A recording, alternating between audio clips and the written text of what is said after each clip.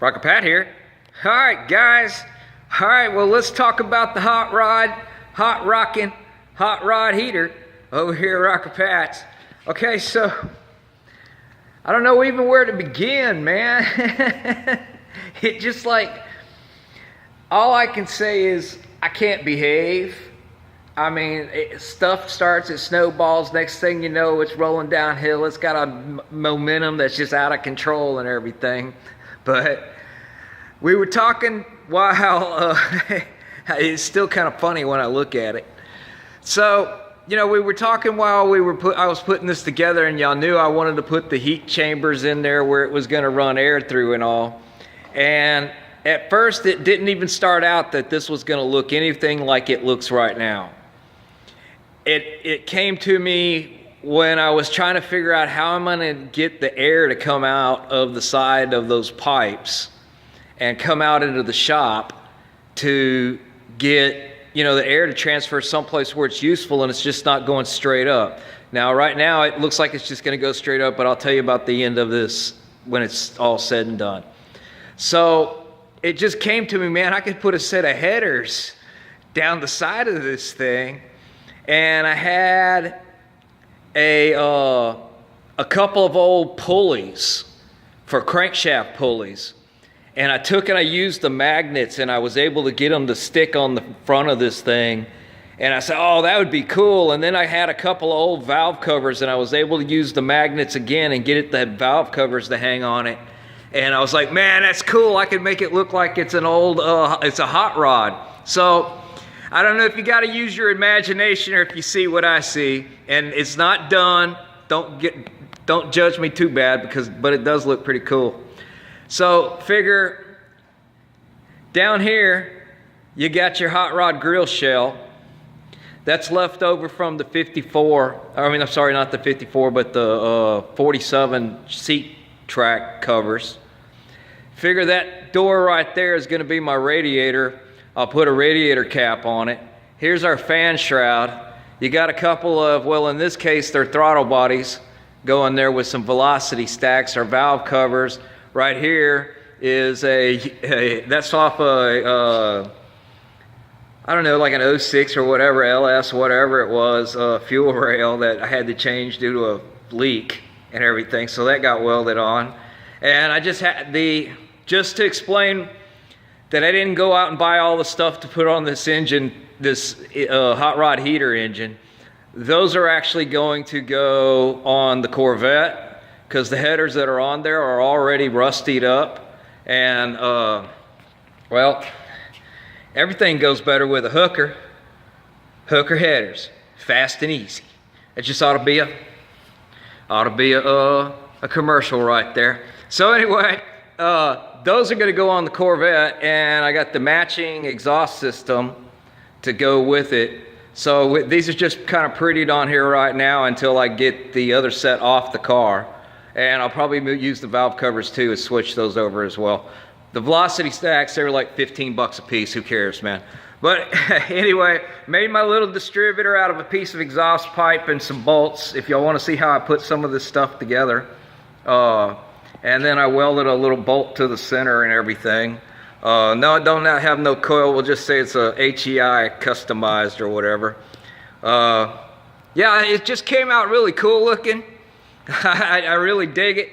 So, back in the back, this is an old 235 oil pan, and I lobbed off the end of it to make the, and I made all these little pipes. All these little pipes that you see right here, I had to make all that to make it custom fit and everything. Let me turn the fan on.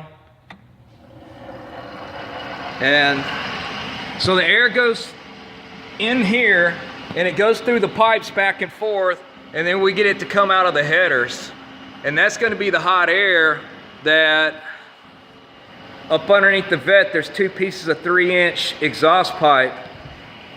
I'm going to bring it up to even with the top of that transmission, send it out this way, and then put a little cool exhaust tip where I can point it down at wherever I'm working out here. One over here, and then I'll be able to take like this one and swing it this way over here by my toolbox. Well, at least that's the plan right now. Still got some more work that needs to be done. As far as I'm going to, I think that although this works pretty good, definitely we can't use it with this, but I'm not digging just the drip feed. I think what we need to do is jump up to this larger piece of pipe, and I got a secret weapon over here. Let's go over here in the stash. I got myself an electric turbocharger sitting right there. I think we need to turbocharge this thing with some force feed air to get this thing hotter than what I got it, because I could only get about 600 to 700 degrees. Now I know this sounds like a lot, but it wasn't having as much radiant heat as I'm hoping to get out of this thing. And I think if I force feed some air, I can get it up to, you know, at least 800 or 900 degrees.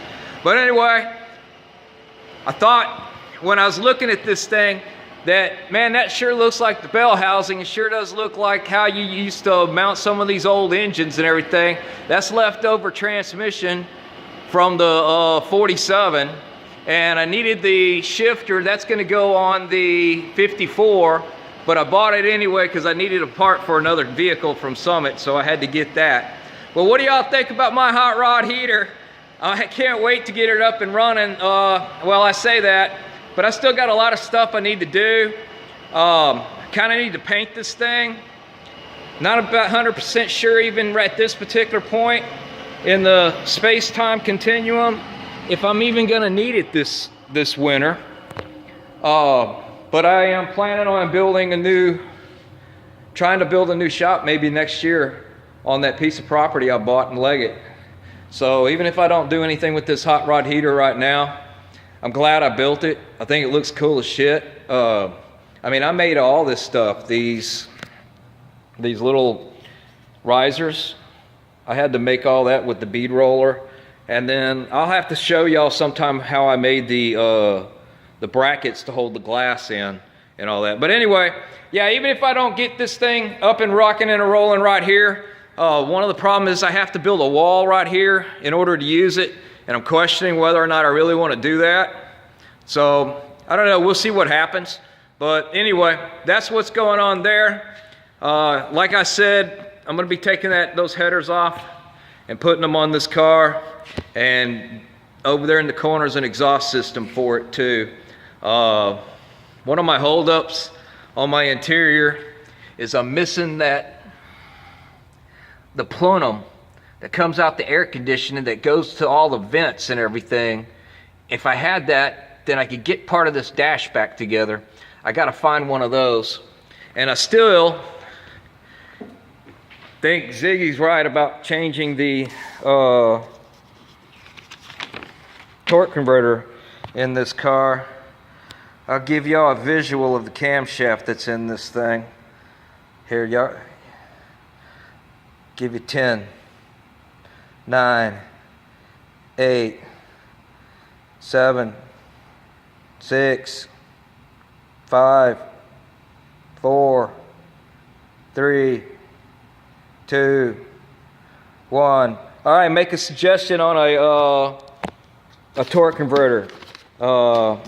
It's got basically stock heads, 194s, flat tops, 350 or 355, one piece rear main seal engine, a 350 turbo, and a 355 posi in the rear. Those are your numbers. Go. Suggestions down below. Torque converter. What slip? All right, that's the answer. That's the next thing that has to happen to this car. And hopefully I'll be driving this one this year too. If you look around, a couple things missing. Number one, red truck made it safely home. He talked to him today. He had no problems getting it started when he wanted to go for a ride, and all's good, no crashes. Everything's looking fine and dandy on that one. Got a few things that he's gonna want me to change, like the steering wheel, and maybe cut the brake pedal and change its location somehow. But the other thing is, sent the Aurora, rocking Aurora painting off to the astronaut buddy of mine, and loved it. He's super happy with it, and I'm glad that he was really happy with it, and hope he loves it forever. So, and I don't know if y'all saw that one up there. I kind of did that one to take its place. I don't know if y'all can see that. But anyway, y'all tell me, what do y'all think about that painting up there? Because I was thinking about doing something like that as a wall treatment behind the heater. A big flame job behind it. So I could tell the code people that I got a firewall, man. You know what I'm saying? Look, it's up to code, buddy. It's got a firewall behind her. All right, guys, y'all keep rocking and a rolling and a rolling and a rocking. Tell me what y'all think about that hot rod heater and that painting right there. Talk to y'all next time.